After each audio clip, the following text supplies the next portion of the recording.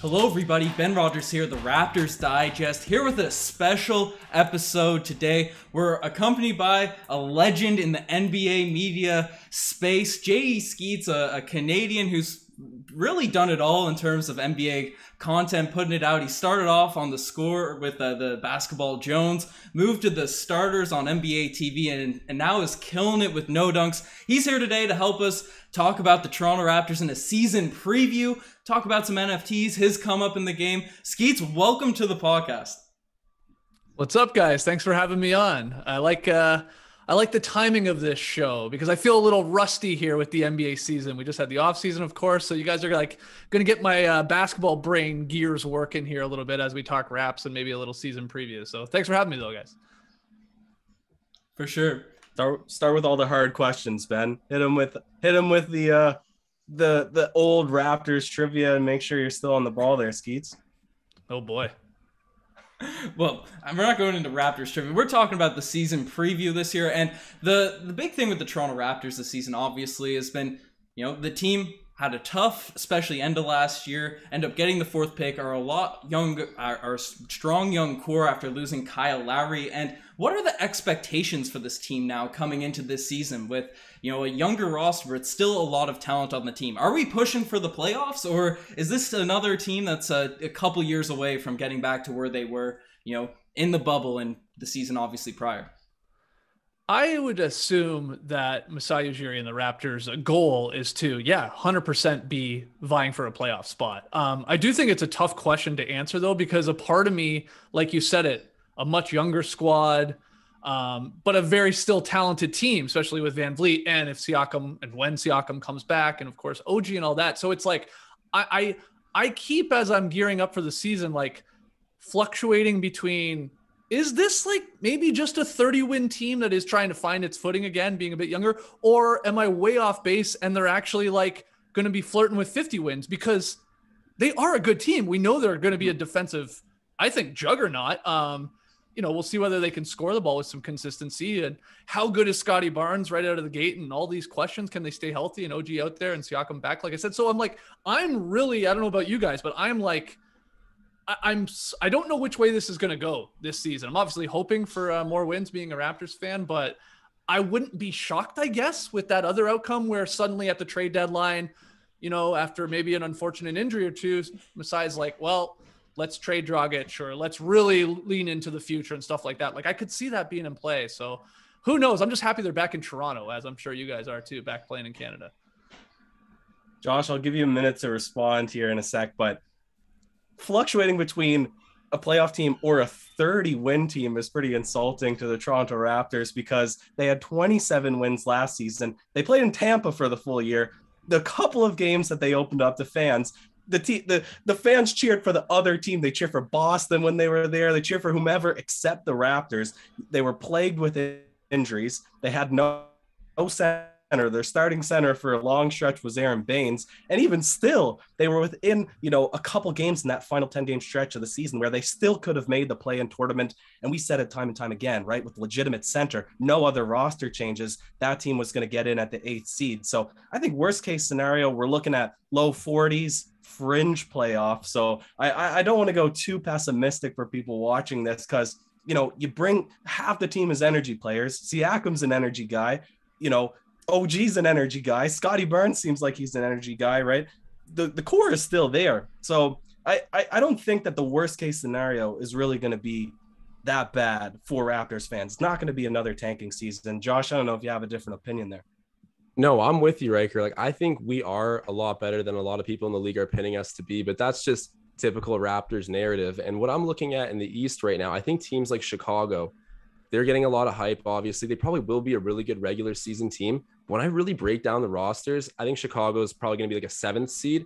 And then when I look at the Raptors roster, I don't even know how far back I put Toronto. And that sounds ridiculous considering the free agency that Chicago just had. But really, at the end of the day, skill-wise, in terms of scoring and then the defense that this team's going to bring, and considering how young we are and some of the strides we can make mid-season, maybe a guy like Gary Trent really comes into his own. Who knows? Like, maybe we could be fighting with Chicago for playoff seeding at the end of this. Like, I don't think that's a scenario which is too far-fetched. Yeah, I just want to push back a little bit because I don't want to come off as like the guy like crapping on the Raptors right at the gate here. Guys, I love Toronto. My point is, yes, do we just playing in Toronto? See, I even said we, like I'm on the team. Do the Raptors playing in Toronto is that good for 5 to 10 wins over like the Tampa Bay Raptors? Yeah. Hey, look, maybe. Have they upgraded at the center position? Yes, because it couldn't get worse. But I think I don't want to go overboard also being like, oh, Precious Achua and Kem Birch, an incredible 1-2 center. I mean, they're good. They're not elite. And then the other thing is, you said it, Ryker, it's like energy. Awesome. Don't get me wrong. I want all of that, especially defensively. They don't just give you points for having energy, guys. You do have to score the ball. And I am a little bit still concerned about that. But I guess the one thing I would finally add to that is just the East being loaded. Like you just look at all the teams and I think the Raptors are going to be good, but like, I think so many of these Eastern Conference teams are going to be good. Like how many are going to be bad? 2? The Magic, the Magic Pistons, are always the going to be Cavs. bad. So Pistons 3 and Cavs will also always yeah. be bad. The Cavs call are it sneaky 3. this year. Well, I'll say those 3 will be worse than the Toronto Raptors, but then there are a ton of teams you have to admit that are going to be like in the ballpark of probably what the Raps will be, the Hornets and the Pacers and of course the Celtics and the Bulls you already said. And like, it goes on and on and on. So I just think it's going to be not a cakewalk by any means to get into the playoffs. Like they're going to be fighting for this. And I hope they obviously put up a fight and get in there. Yeah. No, without a doubt, the East is absolutely stacked this season. And, one of the interesting things that you brought up, obviously, is the center position being fortified now with Kem Birch and Precious Achua. On this channel, we've been spreading the Precious propaganda. I don't have it loaded up on this scene, but we're amped to have an actual squad around this guys with players that can play the 5 position. And that was the big thing last year, because the Toronto Raptors, even without a true center at that position. Aaron Baines, he's serviceable, more truly a backup guy, was put into an unfortunate role for this squad. But before all the health and safety protocols just completely decimated our team midway through last season, we were right at the 4th seed. We were right in the middle of the pack of that Eastern Conference. So obviously losing Kyle Lowry, it's a huge blow, but that opens up more opportunities for Gary Trent. Malachi Flynn, the Crimson Flynn, killed it at the end of last season when he was given opportunities. And this team, when they ran their proper lineups at the end of last year, because obviously once it was set in stone that this team wasn't really going to be able to make a deep playoff run, they took the wheels off it and tanked for the bottom. But when we did have our core group of guys and Kem Birch was ready to go, right, this team looked really whole. The defense, as it's been brought up, right, it looked strong, fortified. And then for the question marks on offense, Gary Trent Jr. did show some promise at the end of last season. Hopefully OG, I've been talking about his handle for the past 2 years, but there's more videos coming out over the summer with his handle being improved. Hopefully a rejuvenated Siakam. I've been flamed for my take, but I bought low on this. I'm still hopeful the Raptors can be a potential home court team in the Eastern Conference this season. Wow. That's bold. I mean, that would be an incredible season if they're like hosting, game 1 that they would probably unfortunately lose anyway in the first round of the playoffs, because that's just what the Raptors do. I love that, but it's tough to think the Raptors are going to be a top 4 team when I just compare them to the other teams in the Eastern Conference. That's, I guess, what I'm getting at. Like I'm loving this, guys, because usually me on my show on No Dunks getting called the homer when it comes to the Raptors takes. And now it's like, this is like flipped on its head and it feels like you guys are going overboard, and I absolutely love it. I'm here for it. But yeah, I just think with the the Bucks and the Nets, I'm assuming you guys agree that they're going to probably be one of the 1 and 2. Yeah, those are 1-2. And then it gets a little interesting. It's like, well, what does Lowry bring to the Heat? I mean, okay, that's fascinating. We know what he does on the Toronto Raptors, of course, over those last couple of years. He's amazing. I love him. He's my favorite player, one of my favorite players of all time. So they're interesting. The Hawks should continue to get better. I don't see why they would really fall off. The Knicks will probably fall back to earth a little bit. The Celtics probably have a better year. The Sixers are the huge question mark. Do they make the deal? Like you said, the Bulls could be good. I just when I look at the Eastern Conference landscape, I struggle putting the Raps into the top 4. But look, like I said at the top of this, like 5 through 10, I'm like, yeah. Would you guys be shocked if it's like a 5-game difference between like 6 teams in the Eastern Conference at the end of it all? Probably not. So every one of these is going to matter, especially when you're playing some of these teams that you're, jockeying for position. Mm-hmm. Yeah, there's a lot of question marks for sure in the East about where everything's going to settle. And I think another thing that Raptors fans are wondering in particular, and I've had my own thoughts and conflicting feelings about, on this roster, there's a lot of hope for a lot of different guys, and we got a great coach in Nick Nurse, so you never know who's going to find the right role and really exceed. Who do you think has the highest chance of becoming an all-star in the Eastern Conference this next upcoming season? Wow. That's a good question. On the Raps, you're obviously specifically asking. Yeah. I mean, I guess we're taking Siakam, of course, out of the mix because of injury. I mean, who knows exactly how long he's going to be out, but that's sort of the easy answer anyway. It's really only down to two at that point. It's either Van Vliet, who, was flirting with it, I think, for a little bit over the last couple of years, never garnering all that much support because the Raptors had, of course, better players even on the roster. So it's always tough for a team like Toronto, especially with the US market, to get three guys or something like that. So it's Van Vliet or, OG is the hope. I think we would all agree that he sort of can go to the next level. Look, we hope that he can sort of do the Siakam transition, right? Definitely. I think it's still a lot to ask for him, a little bit too much to ask for him. I'd rather, lower my expectations and get surprised, but it's between those two guys. And if I had to pick one, so I'm not sitting on the fence here with the wood up my ass, it's Van Vliet. I got to go. I would go Van Vliet. I mean, cause he's possibly a guy that would be flirting with, of course, 18 and 9 now in a starting role. Maybe could I even talk myself into a little bit higher than that? Probably scoring 100%. So yeah, it'd be Van Vliet if the Raptors have a good record and Siakam's out. Like I said, he'd have a chance. Yeah, and the role that he's going into with the team, you'd expect that all those averages, just his overall floor time and role with the team, like you're saying, is just going to go up. And I think that he's ready for the challenge. I mean, everyone who's been seeing footage of Freddie right now, they're getting goosebumps seeing it. They really think he's ready to go, and I am with that fully. But my dark horse in the All-Star run for Toronto here, I'd say maybe Gary Trent. He's a guy that just looks super explosive. I know it's a bold take, but he's the next guy really on that roster where I say he could average close to 20. And if he has a really good season, he gets hot out of the gate, then all of a sudden we might have a situation where Gary Trent's our go-to shot getter.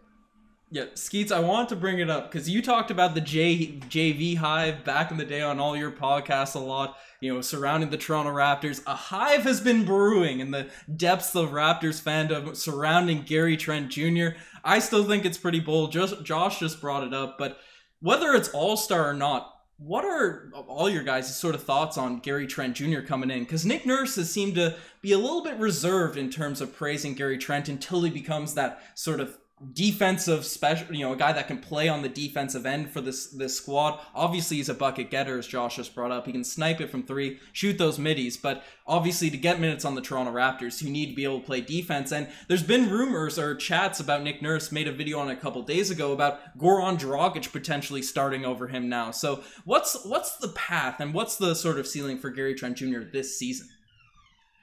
I mean, I think the Raps are high on him, of course, with the trade of, sending Norm to the Blazers, getting him back, giving him a contract, which I think was a well-deserved contract. I don't think it was crazy. I don't know what your guys' thoughts is on that. I think it's totally fair sort of market for where he is right now, being still a young guy and the promise.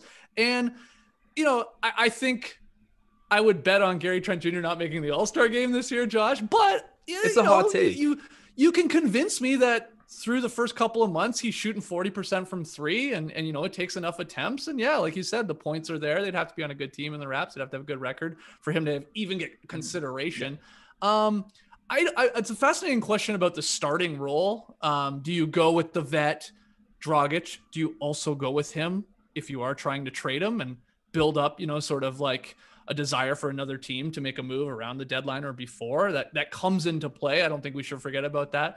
But my gut says Nurse will stick with Trent Jr. But you're right, Ben. It's going to be hey, if you want to be out here, you got to play defense. And yeah, we got a bunch of great defensive guys, but we can't have you exploited and where it all then breaks down because we got all these, incredible switchy defenders and stuff like that. And Van Vliet's a rock at the point guard position for a defensive guy too, despite being smaller, I think. So I think he starts, but yeah, he's going to have to earn those minutes because there's like you guys said, even, there's Flynn's there too. And there are minutes that there are guys that want these minutes, of course. And I don't think Nurse is ever afraid. And this is what I love about him, within a game or within a week or within a month to be like, no, let's switch it up. Let's try something else if things aren't, going according to plan. So I'm high on Gary Trent Jr. I don't have him making the All-Star team, but if he can, as long as he can hit the three and at least sort of dig down a little bit defensively, then that should be great. This Raptors team should be incredibly defensively. Like they should be. It'll be a disappointing year if they're not a top 5 defensive team to me. Like that's how they're going to have to win a lot of these games, I think. Mm-hmm. No, without a doubt. And I gotta say, and speaking of defense, like the one prospect that excites me so much is Scottie Barnes. The guy's electric. He's huge. He actually shows a little bit of scoring flair every once in a while, but the efficiency, not quite there yet. But you see glimpses of him being a really solid two-way guy. On draft night, everyone was expecting to hear the name of Jalen Suggs. I think since we didn't and we heard Scottie Barnes, a lot of people have come down from being really upset and shocked to see that the Raptors have a plan here. He really does fit our mold. He's super good. And just from a personal standpoint, people love being around him. What was your flinch reaction when they announced Scottie Barnes at 4th overall? I'll admit that I didn't have much of a reaction in the sense, like, I don't pretend to be a college expert. I don't follow college basketball all that much because, our show is about the NBA and we're locked in and watching as many games as possible. I, of course, like know the top guys and sort of know like their their strengths and weaknesses. But yeah, the chatter was they weren't taking him. And it suddenly was like, what? This guy? Like, can he score? Can he shoot? Like, we know he's great defensively, but that is all gone. You're right, Josh. Like, everybody loves this kid. Like, everybody is all in on seeing him, hopefully reach his potential. And he does seem to have that infectious sort of like, leadership, I guess, like qualities to him. Like he has that, like that confidence. Yeah, exactly. And that's something that you can't teach a lot of guys. Obviously, you sort of have it or you don't. And I'm not to say Suggs doesn't have that, leadership quality either. I think he'll be really good for the Magic. But I'm all in on him. I love this kid. I love every social media post I see from him.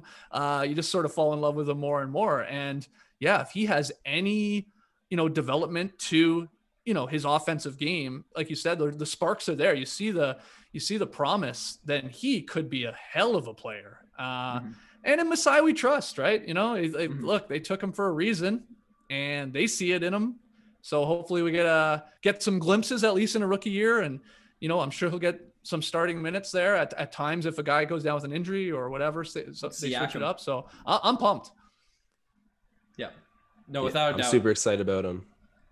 And no, for sure. And I saw Riker's eyes sort of glimpse him when we were talking about the Trent and the Dragic sort of starting unit side of things. And Scottie Barnes is another guy that's going to have to get those minutes. Nick Nurse has brought up that the fact that Scottie Barnes is going to be an integral piece to this rotation. Obviously, during the summer league, he showed out at times. It's looking like he'll probably get him or Boucher that starting spot with Siakam out to start off the season. But he can really play any position out there on the court, maybe aside from center. But, naturally, we saw how it went with the small ball units last year. But he could be another guy that's sort of there fighting for that shooting guard position with Trent. Because Scottie Barnes, if there's one thing he can do, it's play defense. And that will get him out there on the court with Nick Nurse's sort of system there. We also have Svi Mihailuk and all those sorts of things.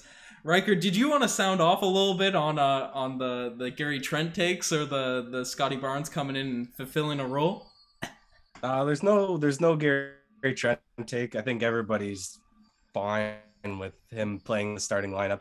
The only time you would play Goran Dragic is if you're like late season trying to make a playoff push, but there's no sense in impeding Gary Trent Jr.'s development by having a guy who's maybe not fully committed to Toronto, is on a 1-year contract. There's no intention to see him through the future. When you just traded midseason or last season, Norman Powell away, who was a 40% 3-point shooter, who was your consistent starter at the time. So to do all of those steps and then not play Gary Trent Jr. as the starter wouldn't make any sense. Nobody here would disagree with that. Likewise with Scottie Barnes. Nobody's upset about Jalen Suggs. One, because Scottie Barnes wasn't the 20th ranked player, wasn't the 30th ranked player, wasn't some random guy they chose out of a hat. He was the 5th ranked player. The very next team was going to pick him, right? And he's a better positional fit, right? We've always had this huge, massive point guards on the Toronto Raptors team, undersized guards at that. So to pick a guy who's more of a defender, you can develop. We have one of the best development staffs in the NBA. You can develop some of the polish, the shooting, to have, the raw natural athleticism and skill set. That's where the NBA is going anyways. So you're going to play him. You're going to develop him. Same thing with Chris Boucher. Maybe you start him. Maybe start Scottie Barnes. Doesn't really make a difference. What I've been raising my eyebrows of this entire podcast is, are the Raptors really not as competitive as what everybody's giving them credit for? Because I'm looking past the Bulls. I'm looking past the Hornets. I'm looking past the Pacers. I mean, teams that, you have the Knicks, right? Where you have Kemba weak knees and Derrick Rose weaker knees and Julius Randle has no right hand. Or you have the Pacers, which they wanted to trade away Turner and they kept the exact same roster. They got worse in the offseason. You have the Bulls where their second best player is DeMar DeRozan. And that's where the Raptors have the title of not being able to get out of the first or second round because of that, man. No hating on DeMar. It's just, it really was when it was his team. They didn't have the competitiveness. Now that's the Bulls. Hey, we were nice with DeMar. Right? I'm always the backing Hawks my guy when you would make challenge that they're going to be a top Eastern team. I know you do, but I got to get in my 2 cents that the Raptors aren't bad. They're not in a desperate place. It will be competitive, but I would still challenge anybody to say how the rest of the teams in the bottom middle pack of the playoff contention are really that much better, really have that much more star power, really have that much more potential on paper. We're going to obviously see how the season plays out, but I need to stand up for the Raptors, Skeets.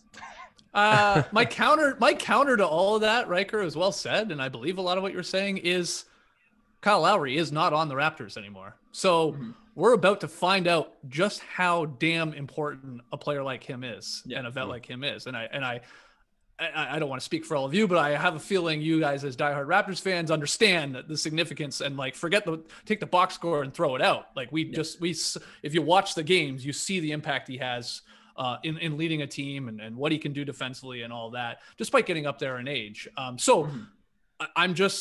love Van Vliet, and he has shown that he can be a well-deserved starting point guard in this league. But again, Kyle Lowry's not there. And so what does that actually mean to your overall win-loss record in a very long regular season? I'm fascinated to see that part. And that is why it's like, how much of like a sort of a quote unquote reset is it with the Raps? Is it not at all? For all the reasons you're saying, Ryker? Very possible. But maybe this is me being the Lowry homer. I just think a guy like that is so instrumental to a regular season, like 82 game grind, and how he plays harder than basically almost anyone else in the league when he's out there. You take that away, you're losing something, right? But whether or not these other guys can step up, and we have the depth and playing in Toronto, and again, I won't reiterate all the reasons why they should be a good team, and hopefully they will be. Yeah. And my quick rebuttal is Van Vliet had a Finals MVP vote, right? That was deserved. Shout out to Hubie Brown, baby. He's the defensive guy. He's the Steph Curry stopper, right? Pascal Siakam 2 seasons ago was legitimately compared amongst, all NBA media and analysts as, is it him or Tatum? Who's better right now, right? That was a legitimate, right? Yeah. It was a legitimate argument at the time. And now you add in that Precious Achiuwa, Kem Birch. So you've significantly improved the defense and the interior touch around the paint. And then just this entire team's defensive identity, Scottie Barnes coming in, Gary Trent Jr. being 6'5" to Norm Powell 6'3", being younger, being more mobile, right? The defense should pick up for a little bit of, we're going to be missing out on those charges drawn, charge leader every season for the last 3 seasons by Kyle Lowry. But I don't know. We'll have to see how it plays out, but there's still points to hang your hat on for the Raptors. Oh, when you're talking about when you're talking about the point guard situation with the Raptors and everything that Lowry's done for us, it seems like he really has shaped the image of the point guard that we want to draft in the future. You can see that in Van Vliet, and you can see that in Malachi Flynn. And back to what I was saying earlier about draft night, not taking Suggs, a lot of flinch reaction that wasn't so positive. It seems like everyone in the world just forgot that we have Malachi Flynn on the roster. And I don't want to build him up past his expectations, but he's someone that's virtually getting no chatter. Like, where do we see Malachi Flynn developing? Is he a long-term Raptor? I'll give a bit of a deeper take in a bit, but I certainly feel like he is. Skeets, what do you think? Well, I mean, I think they think that for sure. And like you said, it's this sort of like, this passing of the torch from point guard to point guard to, point guard is the idea. That's the plan. These sort of like these leaders out there, these bulldogs out there that sort of just, they give a damn a lot more than a lot of guys. I think they think that he can definitely fill the role of what Van Vliet was to Lowry. They think, you're right, that Flynn can sort of become that to of course Van Vliet as they move on here. But what's the deeper take on Flynn? Break it down for me, Josh.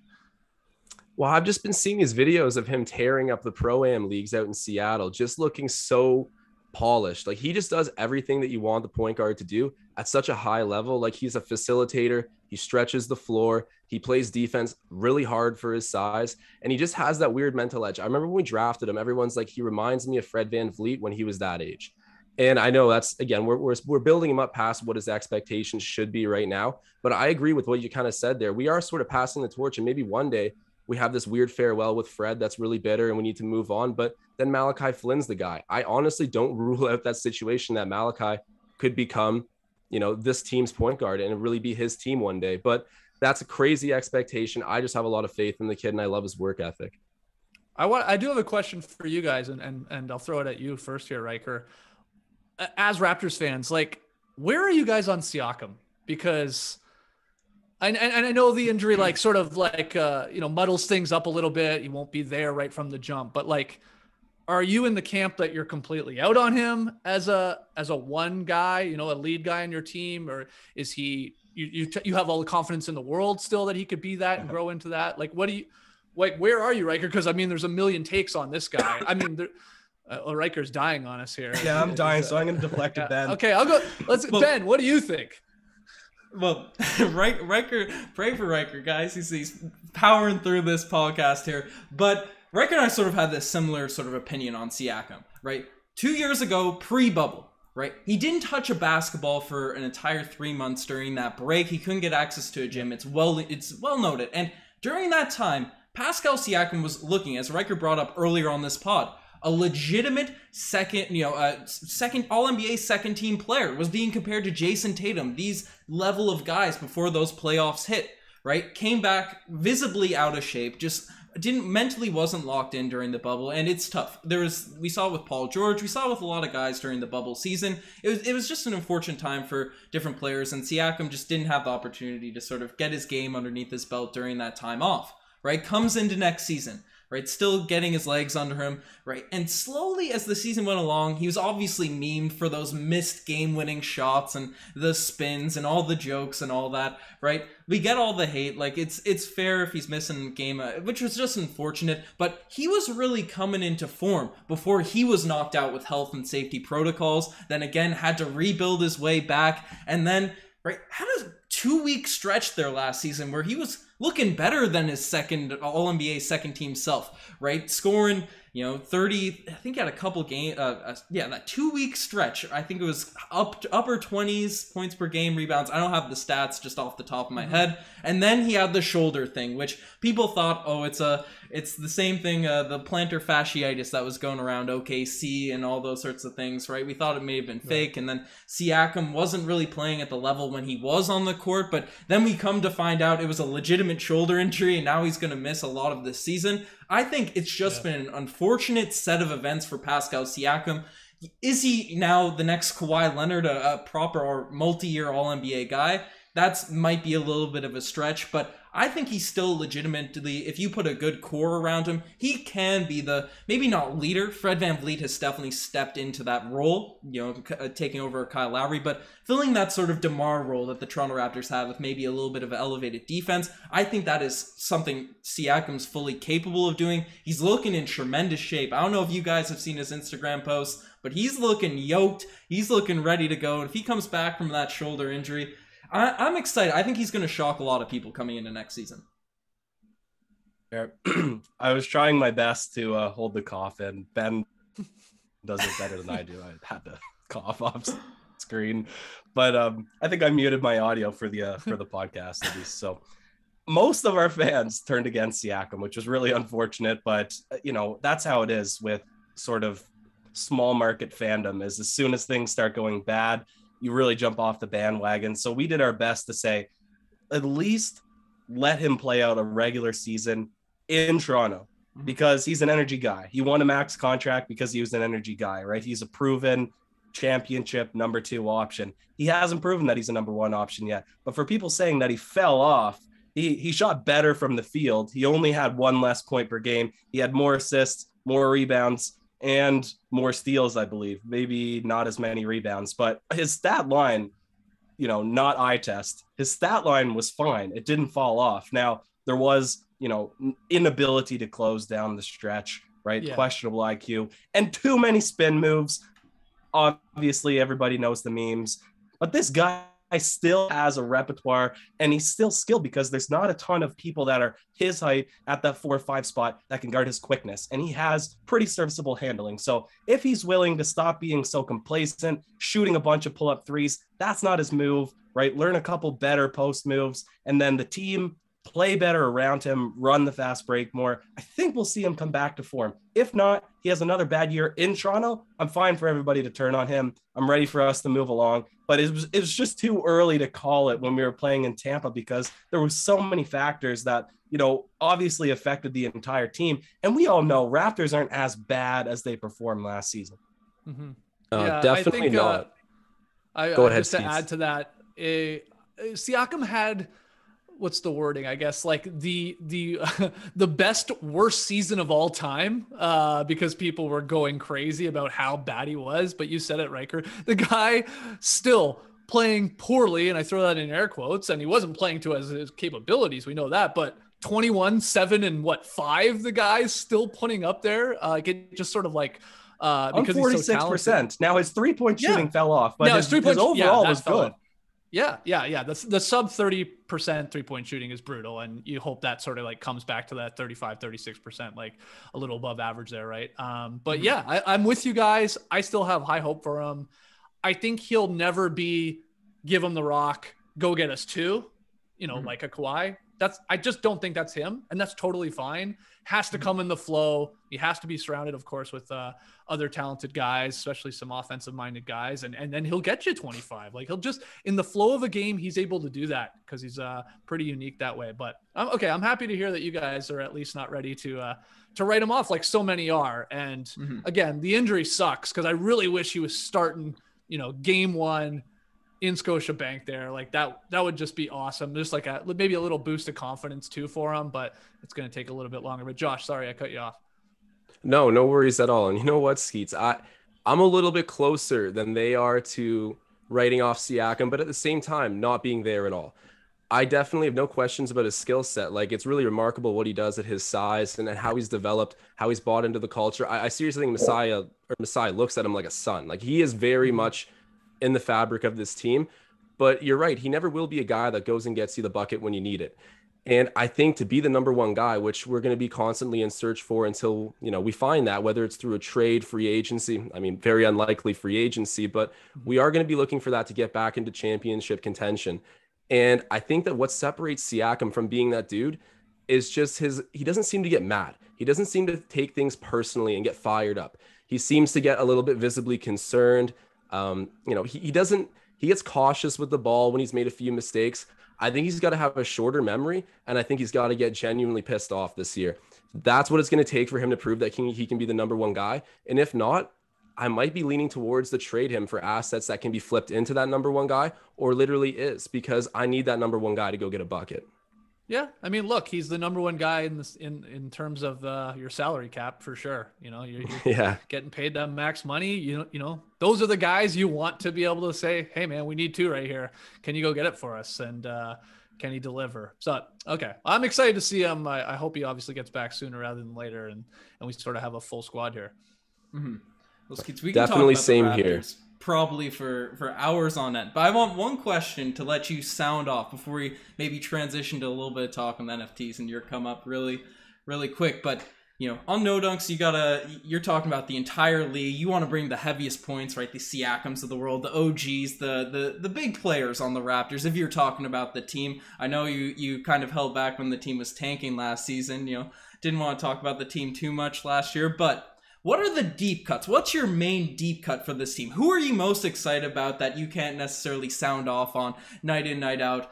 on your podcast, which is tremendous. Definitely check it out. No Dunks on YouTube. I'm plugging it here for you on this. But, the Raptors brought in, they have a really interesting sort of end of the bench right now, right? Delano Banton, Ishmael Wainwright, people are comparing to PJ Tucker, Yuta Watanabe, Shvi Mihailuk, right? Who's getting you excited at the sort of end of the bench for this Toronto Raptors team? Oh my God, Watanabe for sure. I love this guy, man. I love him. I love, again, you talk about energy guys and guys that seem like they'd be really just fun to like hoop with. You know what I mean? They're like those guys that you're like, oh, I want to run with that guy because like he's going to never stop moving. He's going to move the ball. He's going to try his ass off at least defensively. Yeah. It'd probably be Watanabe. I don't think we ever talked about him on our show. And, besides him getting dunked on by Anthony Edwards, and that's it. But, I watch a lot of Raptors games. So, anytime he's out there and he's trying to earn his spot, yeah, I'm cheering for him. So he won't be coming up, I'm sure, a lot on our show this year. But yeah, that's my answer. What are you going to say, Ryker? You're bringing up old wounds because not only did he get dunked on, but he got benched for like 10 games after for getting dunked on. Yeah. And wasn't warranted. Yeah, he was made sent for a to nice this chop shadow shot realm. moment. Yeah, well, that's a little transition into there. Right? Yeah. NBA Top You like Shot. that? Yeah, I did like that on you're purpose the for you, professional, you know what I'm saying? Bringing it in, these quick transitions there. But obviously, you and Trey do a really good job. It's just opening packs, having some fun segments and stuff. What are your thoughts and what's getting you excited about the NFT space, specifically surrounding the NBA? Oh, I mean, I was trying to think about it the other day. I haven't even been doing this for a year. Top Shot just celebrated their own like 1 year anniversary, but I wasn't in on the beginning. I came in, I think around February, late February is when Trey told me about it. And I was like, what is this? Why would anyone ever do this? The classic, like I could just go watch a YouTube clip. I don't need this. But the more I thought about it and then when I realized that the NBA was attached to it, I was like, hold on, there's something more here. Like the NBA does not just attach their names to like anything here. So of course I went and got a Lowry moment. That was my first moment. It's a weird one where he like sort of soccer throws in a 3-pointer from like 35 feet against the Wizards, if I remember correctly. Yeah. It's a funny moment. It's like, it sort of makes you laugh, but it's a weird Lowry moment. So anyway, that was my first one. And then, yeah, Trey and I were like, well, this is sort of fun. This is sort of cool. Like, why don't we make a little spin-off show about this? The best part is ripping packs, just like it was when we were kids, like ripping actual physical packs of cards. But you just do it digitally now. And so we do that. And, lo and behold, a couple months later, this thing has exploded and blew up in popularity and sort of feels like everybody's got a Top Shot account now, which is really cool. But yeah, to answer your question, it was a real like gateway drug for me though. Like I got into Top Shot and then suddenly I'm like buying other NFTs and like minting things and like learning about all this. It's just been really fun to sort of learn about the blockchain and find things that I like and find communities that I like too, like the All-Star Freaks and stuff like that. So that's a huge part of it too, is the community aspect, I think. But yeah, just enjoying it, I guess. I mean, it's the end, like with Top Shot, it's NBA highlights. Like I love the NBA, like it's fun to me. And also I'm a weird, I don't know, maybe I'm not weird, but I'm one of these people that I like to collect things, but I hate having things. And I know that seems really contradictory, but I do not like having a lot of just like clutter or things in the way. Like when we collected cards or people that collect shoes or whatever you collect, right? It's usually a physical thing and it takes up space. Well, I don't like that. Best thing about Top Shot is they're on the blockchain. They're just digital. Yeah. And so it's like, they're not getting in the way. I'm not tripping over them. So I sort of like that, as weird as that might sound. But yeah, Trey and I are just having a blast with it. Just having fun with it. There does seem to be a weird stigma around spending this much money on things that are non-fungible, but take into account that you own this thing and it's verifiable. And really, if you own a card, how many people get to see it? I know you can post it online, all of that, but to have it on the blockchain to public access where you'll never have to worry about being damaged. And the big thing with NFTs too, the creators getting money back, the 10% every time. It's so favored from the artist standpoint now too. And when you consider that the Facebook, they might be implementing an NFT marketplace at some point, which will happen with Instagram too. All of a sudden, these things will be and almost like, a digital flex, right? Like when people can show off NFT possessions on their social media accounts. All of a sudden, it's like buying Gucci for your Instagram. You know, that's not how everyone's going to look at it, but it'll be a very big collector's draw. And I love what Top Shot's doing. Obviously, they're moving into the NFL too, which is just going to reach in and grab all of America. I think it's bound to blow up. And projects, like you said, All-Star Freaks, deserve a ton of respect for what they've done with community and making that the selling point of the entire project. Like the unique one-of-one projects, they seem to be sitting back to these big 10K projects that are being done. But I still think that the one-of-ones will have a very long lifetime in the space and be deemed as classics. Like, what's your opinion on that? Are 10Ks more of a fad, or are these one-of-ones, you know, do you think they're timeless like I do? I mean, I would agree with that. Just because, you know, I love the 10K. I get it. You're right. There's a big part of community with those as well. Like, let's not get it twisted, you know, whether you're a Cool Cat holder or Bored Ape or whatever, like that's your tribe. Like that is what people love, that stuff. They love being a part of something.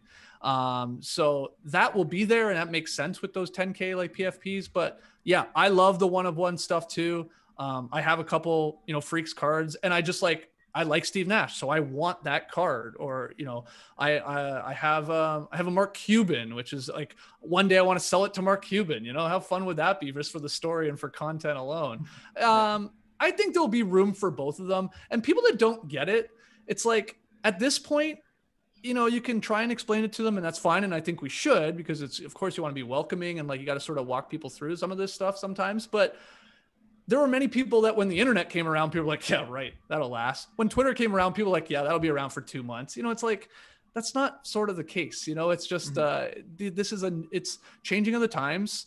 And like I said off the top, it was weird for me to wrap my head around, why would I want that moment when I could just look at the moment? But Josh, you said it, like a lot of things, watches, cars, art on your wall, sneakers. A lot of the times people buy that stuff because they want to like show it to people, and they want them to see it because that represents something, be it wealth or status or a part of a group of people and stuff like that. Well, we do that in the real world. People are online more and more, of course, every day with jobs and just how we live our lives now.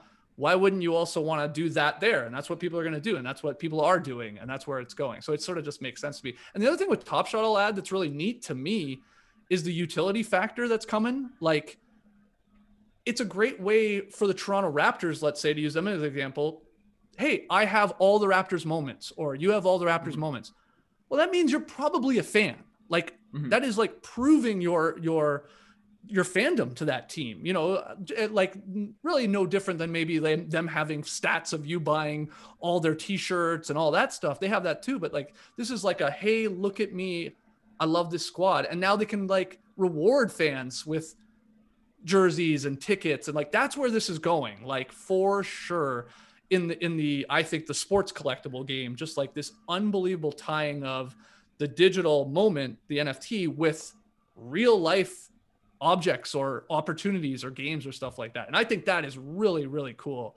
And there's no doubt they've already done a couple at Summer League, and they did one with the finals, flying Suns fans, I think, to a Phoenix finals game. So that's where this is going for sure. That tying of a team and like their diehard fans, I think, through the collectible, which is in this case Top Shot. Yeah, the utility part of it's so huge. And exposure wise too, I'll just give this last quick point on the NFT Top Shot side of things. The WNBA, you know, they haven't always had the revenue in the league. It's a big point of discussion. How do we boost this? How do we boost viewership? Well, now you can buy WNBA moments on Top Shot. So that I think will do just absolute numbers for this league, who I think has previously struggled to keep viewership. And so the opportunity to make money and collect and really get into it, I think will get some feet in the door with the WNBA and just be great for the sport in general. Oh, even I'll just speak personally to that. Like, I don't watch a ton of WNBA games, but just them coming to Top Shot, I'm like learning more of the players. I'm like getting more intrigued by, like, I'm watching the Chicago Sky play today, you know, like, of course, like Candace Parker, I know of her and knew of her and even worked at her at Turner, and she's amazing. But like, it works. Like Top Shot, I was amazed how many people were finding our show, No Dunks, because of NBA Top Shot, but they weren't NBA fans. And suddenly they're like, oh, this is like, these are cool moments. And like, oh, this is my team now, or who should I cheer for? And it was like, you know, we're so in this bubble of like everybody I know is an NBA fan because I either work with them or they're my friends or they watch the show and I interact with them. And it's like, everybody's an NBA fan, but you forget there's a lot of people that aren't. And so if it's like sort of a gateway for people to like get invested into the sport, that's like a win-win for everybody. You know, content creators like us, and of course the NBA and all the teams. So that part's been really cool to me to see a bunch of like, I guess, NFT people, if you want to call them that, that weren't maybe NBA fans, like get into it and like are talking about it. Like, that's awesome. I mean, I want more NBA fans. I don't want less NBA fans. So that's a cool part of it too. Like you said, Josh, with the WNBA, and that's working for me even. And I'm sure it'll work for me in the NFL. Like, I'm a casual NFL fan. I bet you this time next year, I bet I'll be back into it a little bit more like when I was younger. So we'll see. Yeah. You know, it's exciting stuff on all that front. I guess last question, any NoDunks NFTs coming? You minting it up with the Photoshop series or anything like that? Well, it's funny you say that. We have an idea in mind. We try and do things right. I'd like to think we try and do things right when we do stuff with NoDunks. So I don't want to half-ass this. But the answer is yes. I have a really good idea, and I don't want to say any more. I think it'd be really fun for our fans, and then we want to add like utility to it as well if we do like you know, this idea of like collecting some of them, stuff like that. So hopefully, yeah, but we got to team up with the right people to make this happen. Like, I don't know any of this like development stuff. I'm an ideas man, and maybe a little bit with the art, but other than that, how you go about doing it, we'll have to work with some people, but hopefully we'll link up with the right people. No, we're in the same boat, trying to cook some things up, learning more about the space. They're doing more things, but Skeets, it's been awesome having you on this video. Don't want to take you too long, but fun talking about the Raptors, NFT stuff, all those sorts of things. As I've been plugging Skeets, everyone's been talking about. Check out NoDunks on YouTube, you guys. When is you guys officially starting back up with the season previews and all that? Yeah, we've been doing a ton of off-season stuff, some NBA stuff, a lot of silly stuff. Like, we watched all the Fast and Furious movies and have done a podcast about every one of those. That last one actually drops this coming week, so we're done with that. I'm tired of watching Fast and Furious movies. But we officially start our season previews on October 11th. So we'll do a week of those, and then the season basically starts the following week, right on the 19th, if I have that right. So yeah, the 11th is the official start of like NBA season when it comes to NoDunks, and we do a bunch of our burning questions and predictions and stuff like that. I'm going to be the guy on that podcast saying Trent Jr. is going to make the All-Star game, and the Raptors are going to win 60 games. My guy Ryker told me they're going to win. No, it's that's when we'll start that up. So it'll be a lot of fun. It's always a blast. And yeah, come check us out. NoDunks on YouTube, obviously on Apple and Spotify and wherever the heck you listen to your podcast. Awesome. Yeah. As said, check them out. The upper echelon of NBA content. Check them out. You guys are the best for making this far. Check out NoDunks. Check out Raptors Digest, Instagram, TikTok, YouTube, all that sort of stuff. Any last words from any of you guys? It's usually just Ryker and I, but any of you guys got any final words to sound off this podcast? I got nothing. Thank you, Skeets. You guys have convinced me. Ryker, you've convinced me. The Raptors are winning 53 games. 53? Yeah, you guys convinced me in this last hour. Book it, yeah. Book it. They're going to be above 500. I'm not asking for anything crazy that's going to lose. Who's the I'm saying top 4 seed. You can't backpedal now. I'm not. I don't want you to commit to something that's going to lose subscribers on your own channel. I'm just saying, give them a little bit of respect as, you know, a Toronto native, as a fan of the Raptors. Don't go giving credit to the Bulls, the Pacers, the Hawks, the Knicks. Even the Celtics, they're falling off. The Raptors are right there in the mix, but it's been an absolute pleasure. Thank you so much for popping onto the podcast. I'm just going to sign it off the normal way that I do. Cheers.